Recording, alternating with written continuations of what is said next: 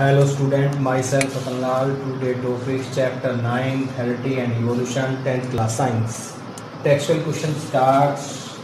क्या भौगोलिक पृथक्करण और अलैंगिक जनन वाले जीवों के जाति उद्भव का प्रमुख कारक हो सकता है? क्यों अथवा क्यों नहीं?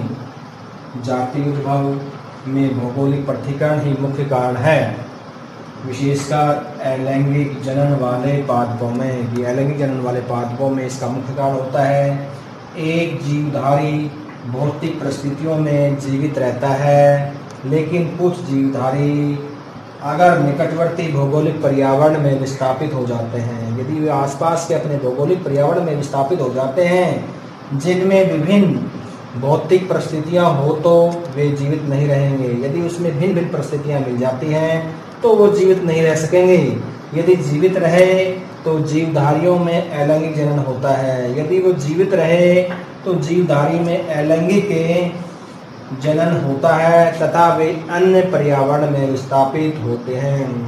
यदि वे जीवित रह जाते हैं तो अन्य पर्यावरण में विस्थापित हो जाते हैं, तो वे भी भिन्न पर्यावरण परिस्थितियों में जीवित नहीं रह पाएंगे। Start question arises.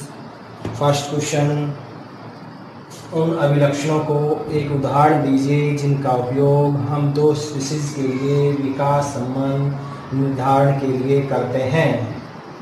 तो लगभग 2000 वर्ष पूर्व जंगली बंदगोभी को भोज्य पौधे के रूप में उगाया गया था। कि 2000 वर्ष पहले जो जंगली गोभी थी उसे भोजन के रूप में उगाया गया था पौधों के लिए।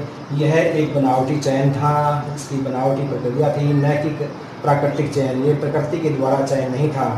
अतः कुछ किसानों ने चाहा कि इस गोभी में पत्तियां निकट होनी चाहिए। कुछ किसानों का मत था कि इसमें जो पत्तियां हैं गोभी में निकट होनी चाहिए, इसलिए किसानों ने परस्पर क्रिया विधि द्वारा उस बंद गोभी को प्राप्त किया जिसका हम आजकल प्रयोग करते हैं। उन्होंने एक फल तैयार किया, पौधा तैयार किया जिसका हम आजकल प्रयोग करते हैं।